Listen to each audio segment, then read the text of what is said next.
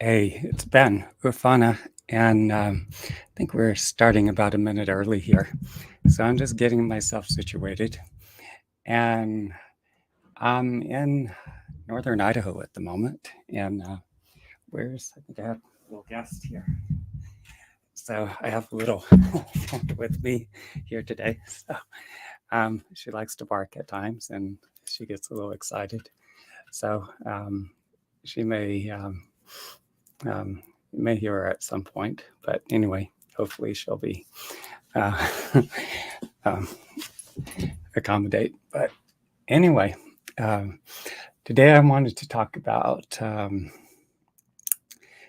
subject I've been writing about, getting the love that you deserve.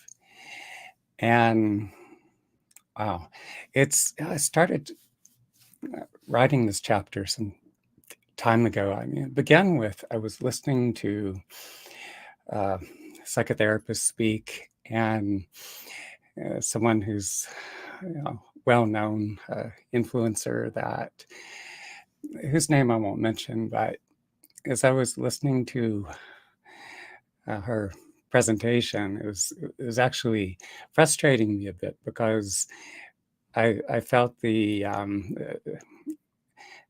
lack of depth, that she was just barely skimming over the topic or the issues involved, and that there's so many different components. She was talking more specifically about the deficits that many of us um, are struggling with, and how these deficits, in many ways, they impact our relationships. Often, it's the fact that we have these deficits, and they prevent us in many ways from relating in any kind of healthy, mature way. And it can, in many instances, have a destructive impact on a relationship. Now, when it comes to relationships, we need to be concerned not only about our own individual deficits, but those of the individuals with whom either we're involved, the person we're seeing, the maybe our former partner, to the extent that it's they're still having we're still tied to them on some level, especially if you have children with them, or as well any individual that you're hoping to partner with. So as I was putting this chapter together, it kept growing. And so right now it's up to about 13 pages. And I continue to come up with even more, just examples or insights, understandings that I need to include in this. So I don't know that I'm going to see comments or anything, but you can message me. And so if I happen to leave something out, if you have additional thoughts or input you would like to include or something, there are ways to message me, either through email or through YouTube, Facebook, all that, Messenger. You can get a message to me or something, or if you just want to know more about something.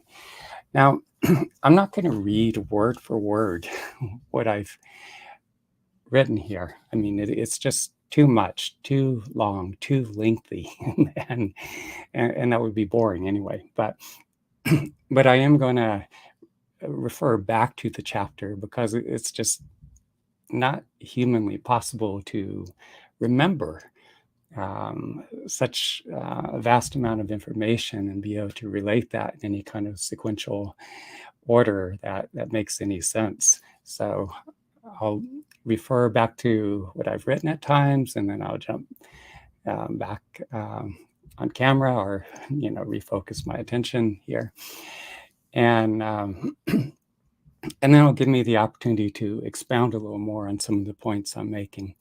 Another thing too is that I've actually posted this chapter, at least in its current form, on my website. So in the description of the event, you'll see that link. So you could click on that link. You could go to the chapter. You can copy paste it into a Word document, print it out, and read, because there's a lot to think about here.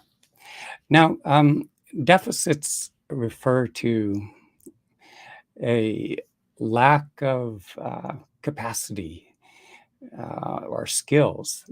In this case, the lack of capacity and skills that we need to relate, as I was saying before, in any kind of healthy way. And there's such a wide range of these deficits that we need to take into consideration. So, for instance, let's start out with cognitive deficits. Now, cognitive or intellectual deficits can result from many reasons. For instance, if among segments of the population that are not that well educated, for instance, I remember reading an article at one point. Was and they were interviewing one of the commanders of the Northern Alliance in Afghanistan, and he was talking about how a lot of the younger generations of fighters had never really gone to school. I mean, they had, you know, Afghanistan as a country had been at war since it was invaded by the Soviet Union. And so you have all these boys who grew into men. And so the fact that they didn't have any education, it's in many respects, they just had not developed their mind or their intellectual capabilities. And so because of that, there's this intellectual deficit. And yeah, intellectual deficits can, I know I find it very difficult to relate to somebody if I have to continually simplify everything I'm saying. I have to dumb myself down in a sense in order to relate to the person I'm speaking with. And I've had that experience of being in a relationship and becoming very frustrated after a while because the woman I was seeing at the time just wasn't on the same intellectual level. And I felt broken at the time the relationship ended. But as I was looking back, I mean, at this point, especially, I'm very thankful it didn't go any further. So intellectual deficits or cognitive intellectual can happen for so many reasons, like all kinds of things, heavy alcohol consumption, use of other recreational drugs, using pharmaceuticals, even a lot of the psychotropic medications can result in cognitive emotional deficits. Traumatic events of all sorts. We go through traumatic experiences of one form or another, and we're holding all those highly charged emotions, the impressions of those experiences that we've gone through that have caused us a great deal of suffering, and that consumes an enormous amount of bandwidth. And so that can, in many ways, stunt our intellectual development. Fetal alcohol syndrome, birth defects, sometimes some of it's genetic. Some people also are just intellectually lazy, just and not really having much motivation to learn or understand things, just they lack that passion for learning. So moving on here, there's emotional deficits. The fact that many of us have never really learned to work constructively with our own emotions. Either we grew up in families that, that wasn't healthy emotional expression, was not in any way modeled for us.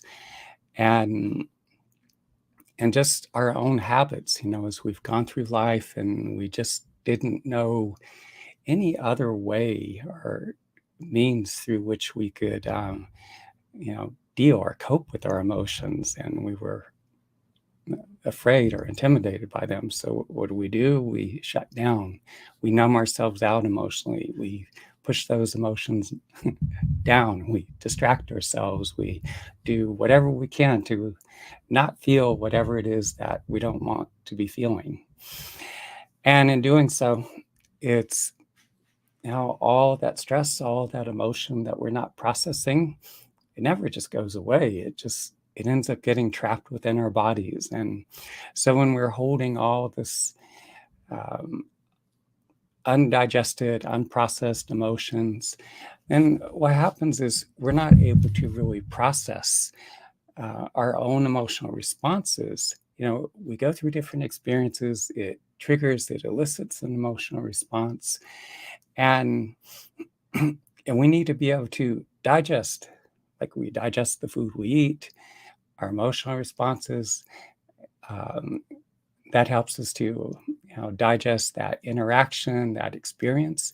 When we fail to do so, it's like we internalize that unpleasant experience, those conflicts, that arguments or disagreements, whatever, misunderstandings, and it freezes up in our body, and that consumes a huge amount of mental and emotional bandwidth.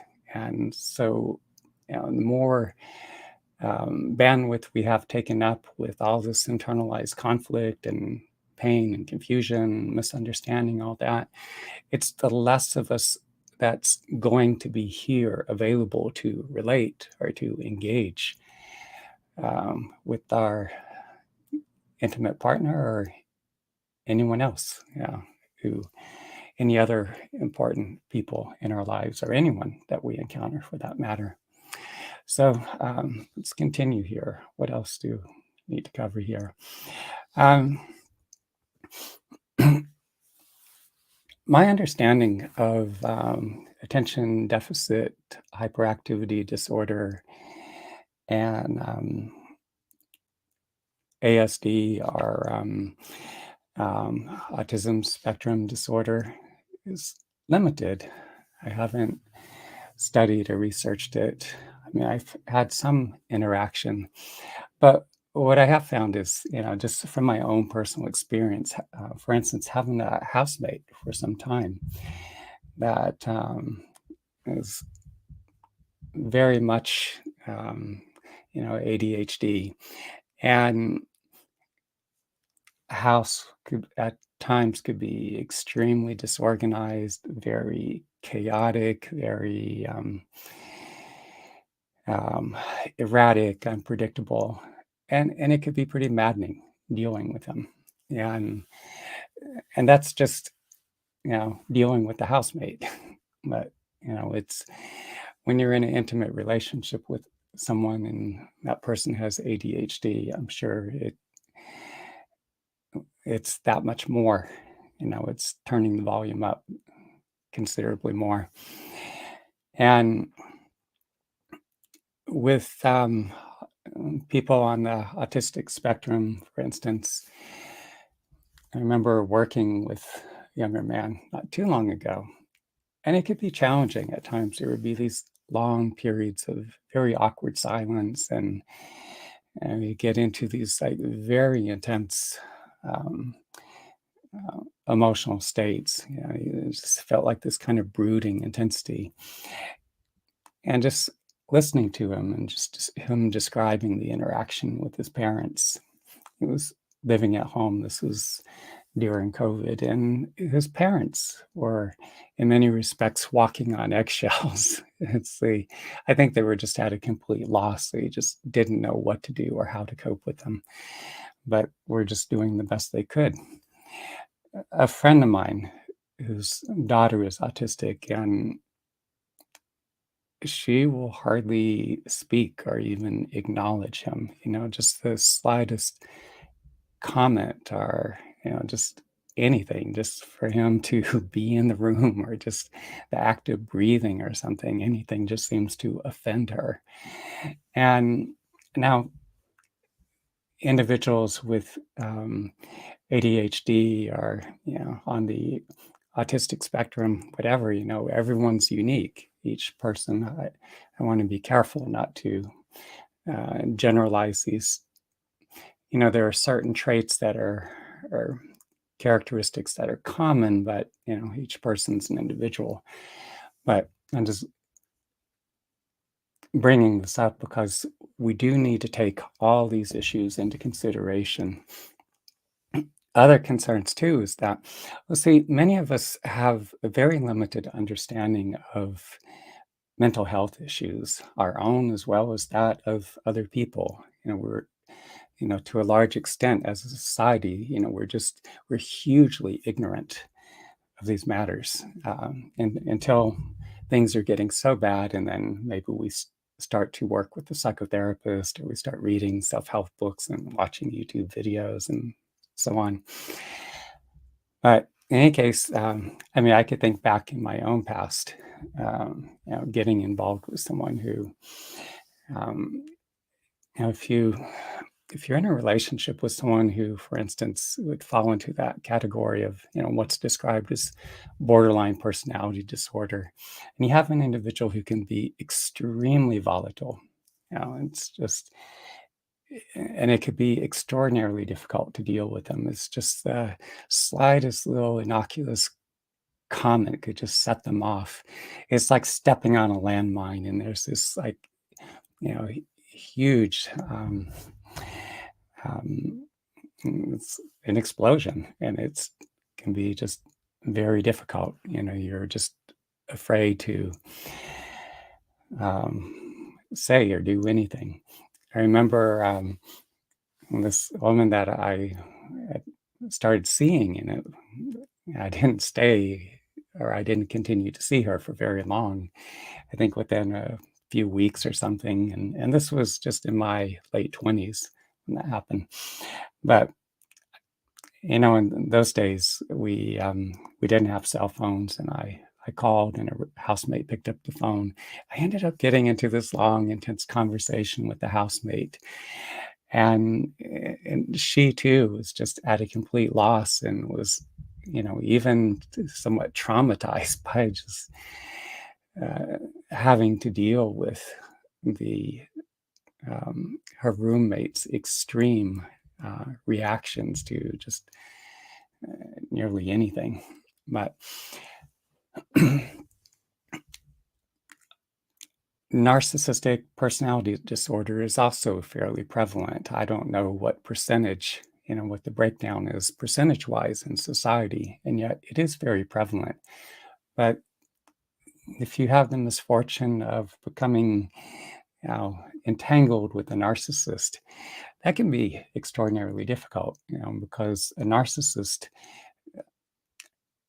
doesn't have, or they lack the capacity for empathy. Often they can be extremely self-absorbed, um, have, just this needs to be the center of attention, or even to be idolized or worshipped to some extent. But narcissists can be very cruel, very hurtful, and because they lack empathy, they don't really understand the impact of their words and actions, and there's ways in which they just undermine you. It's like if you're in in a relationship with a narcissist, it's like, the way I would describe it, it's like they're eating your soul from within.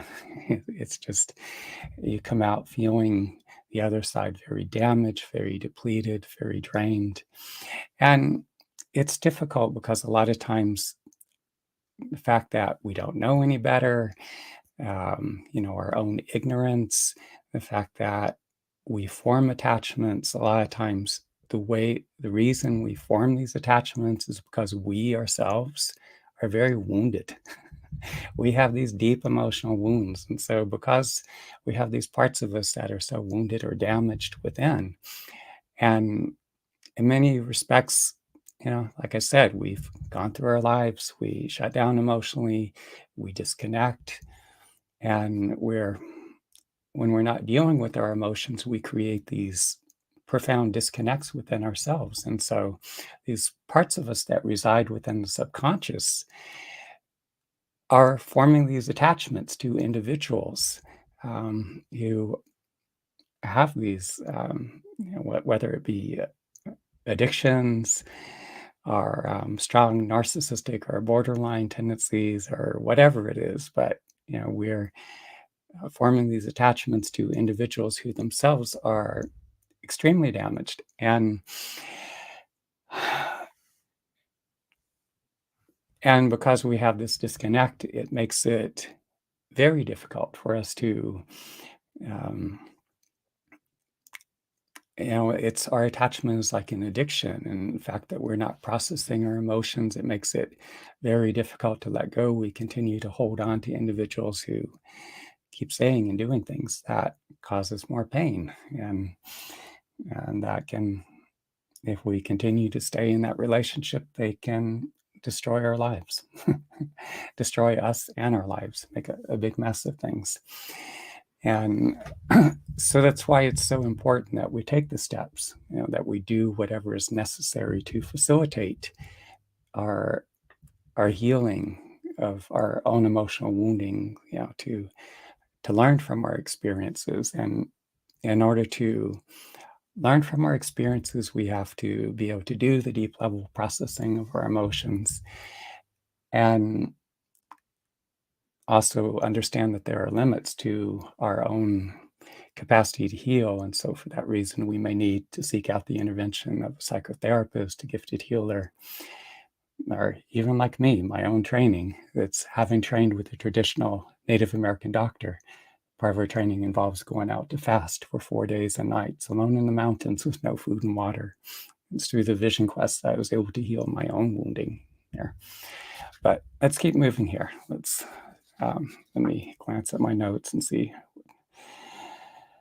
um, what else we want to cover here. Okay, I'm going to break this up into sections. I will mention that because, as I said, I have like about 13 pages of material here. And if I were to try to go through all that in one day, we'd be here for hours. So it's better if I just break this up into small, digestible chunks. And so there will be part 1, part 2, part 3, and on from there. It'll take me some time to get through all this. But anyway, back to my notes. Oh, yeah. Smartphones and social media is that for many of us these days, our primary relationship is with our smartphones, our tablets, our computers. And these devices and social media, I mean, they've all been highly engineered in many respects to be incredibly addictive, to suck us in. They're designed to keep us, all the notifications that we receive. Um, Let me go back a little ways. Way back at the 1890s, Ivan Pavlov in what is residing somewhere in what's now the Russian Federation, and did these series of experiments with dogs, where he would ring a bell at the time that it was whenever he was going to feed the dogs. And um, so as he continued to do this, what happened is, like, every time that the dogs um, realized that they were going to be fed, they would salivate.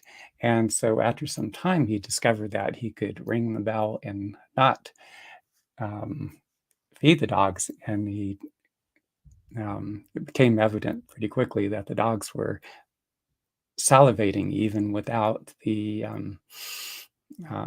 being given any food, because that stimulus, which is the ringing of the bell or the sound of the bell, had been paired with the experience of getting fed. So the makers of our people who manufacture our smartphones and tablets and computers and all that, um, they understand these principles. And so as we keep getting these notifications, like every time we get a notification, somebody has um, messaged us on Instant Messenger. We get another text, we get another like on Facebook or Instagram, or somebody shares our post or whatever, and it's conditioning us. So in many respects, we become these little lab rats, where they're just, and it's what you refer to as an attention-based economy. It's, they're not doing that just for some kind of altruistic purposes. It's not that they have our best interest in heart. I mean, the manufacturers of our devices, of social media, I mean, they all answer to shareholders. And so the objective is to keep us on their platforms as long as possible, and to keep us returning over and over and over again. Every time we get one of these notifications, it pulls us back to our phone. And I forgot to turn the ringer down, so hopefully it doesn't ring. I think the phone's in the other part of the room somewhere. But anyway, um, but the other thing too is that as we spend more and more time on these devices, the way the internet is set up is, it's kind of like when you go into a restaurant, and they want you to eat quickly, and so sometimes they set up the environment and they play music, so it keeps you in this kind of space. You're consuming your food quickly, and you get out the door, and then the next bunch of people can come in, sit up at the table. And so as they um, with this high turnover, it's just more income for the restaurant itself, for the wait staff, and it's more profitable. And so our social media and the internet is set up in a way so that w- it predispositions us um, to scroll and to scan um, all this overwhelming mass of digital content so rapidly. But the unfortunate thing is, like, our online habits, it's training our brain, our bodies, our minds. And so it's training us in a way so that it's making it extraordinarily difficult for us to focus our attention for any length of time, for us to be present. Our attention just skitters along the surface. We get pulled from one thing to another.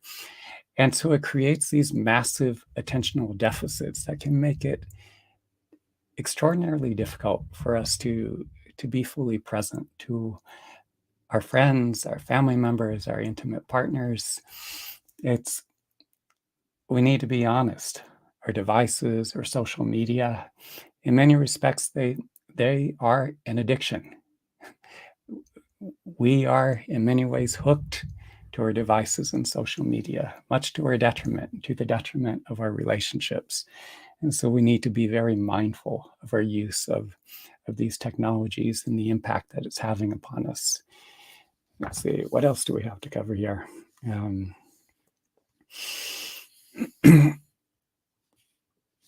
oh, again, so many of us are operating with profound emotional deficits.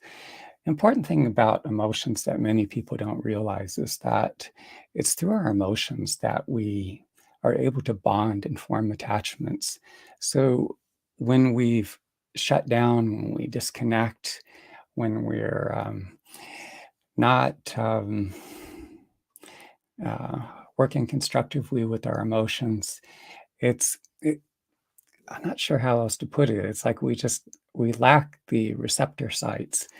Back when I was in college, there was a young Japanese woman that I spent a lot of time with. But I remember at one point, we were spending so much time together, and I was like, "Do you think we should take this further?" And she was like, thought for a second, and then responded back and said, "Well, if I feel that way, I'll let you know," or something like that. But in many ways, I'm not sure what her exact words are, but in any case, there was such a disconnect emotionally about her, and even though I enjoy the connection, there were times where if I opened up and if I shared something emotionally, I felt like I was talking with a piece of cardboard. There was just there was no, um, there wasn't that kind of mirroring, that kind of empathetic exchange. There's something about that that was missing. So when people or when we shut down emotionally, then it just makes it extraordinarily difficult for us to form any kind of lasting, secure attachments or attachments if we do form them. Because I do know some people who are very numbed out or shut down, and they've been in long-term marriages for decades, but their marriages often lack that depth and that intimacy. And a lot of times they're sleeping in separate beds. They're not physically intimate. They have, what's referred to as sexless marriages, and there's a lot of coldness and disconnect. Maybe they're staying married for the kids because they have children, and they're afraid it's going to harm them if they end up going through a divorce or whatever other reasons. But when we don't process our emotions, again, we don't. It makes it so much harder for us to sort through the issues, to bring issues to resolution. And so we tend to remain in very stuck places, um, not just in our relationships, but in all areas of our lives. It seriously stunts our development. But um, all those unresolved feelings, the hurts, the resentments, if there's some kind of miscommunication, misunderstanding, betrayals, whatever, we don't process those things. And a lot of times it keeps us locked in this holding pattern.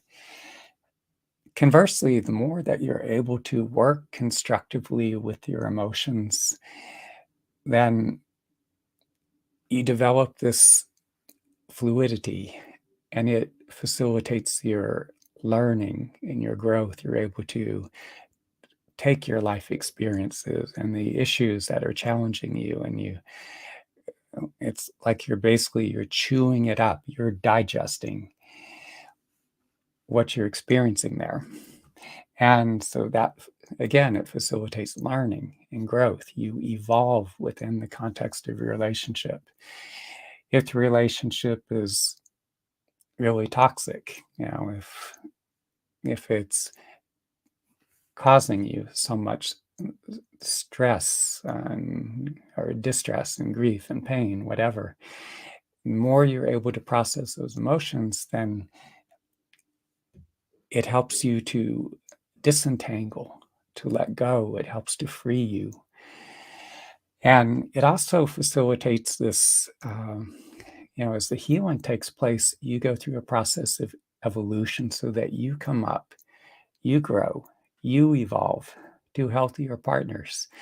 Or if you're with an individual who, it's best if they too are growth oriented, but if you're in a, say, healthy enough relationship, and especially if they are growth oriented, then as you are able to work constructively with your own emotions, and if your partner does too, you're able to um, deepen the bond between you and your partner. You're able to communicate more honestly, more openly, greater depth of communication. You're able to resolve issues, and it just facilitates this healthy progression, so that you keep moving forward together.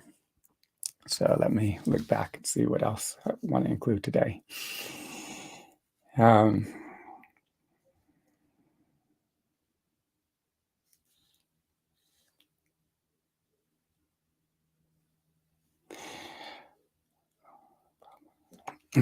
Yeah. Another thing too is problem-solving capacities, because that's crucial in terms of being able to learn from our mistakes. When we do make a mistake, to acknowledge, if necessary, to make amends, to apologize or take constructive action to um, to right the wrongs that we may have be responsible for. The other thing too is um, and just if we're not able to, if we or our partner are able to identify the source of our problems, then we don't, we're not able to bring issues to resolution. So that's so crucial for us. Identify the source of our problems, and then from there to be able um, to find workable solutions. Is it something we can do? Is it something we need to learn to understand ourselves, understand our partners, understand our relational dynamic, our relationship with that individual? Are there certain skills that we need to learn or to develop, not just in the relationship itself, but that are going to enable us to function in all aspects of our lives, to provide for ourselves, to get along better with other people, our friends, family members, um, just all the things that we need to be able to do, and in order to function in our day-to-day lives, which demand so much of us these days. And so so I think I've covered pretty much most of what I wanted to say today. This will give me a chance to go back through. I have quite a bit more to cover here, but I want to save that for future episodes of this series, and series of getting the love you want, or getting the love you deserve. And any case, so I'm going to leave you with that today. This will give you some to think about. Um, and I'll soon post the next time of our next meeting. I'll do that shortly. Also, be sure in the description of the podcast, click on the link. You can read the rather lengthy article that I wrote, which will probably grow in length a bit more. It goes more into depth on all these aspects of um, the first thing we need to be able to do is to just really identify our own deficits, like I said, and that of our partners, and, to begin to understand what it's going to take in order that we can heal, that we can become more whole, more complete, more fully functional adults, to become the best version of ourselves. And as we continue in the series, we'll go more into depth on the all of the various capacities and the skills that we can develop to deepen and improve the quality of our relationships. I'll leave you with that for now.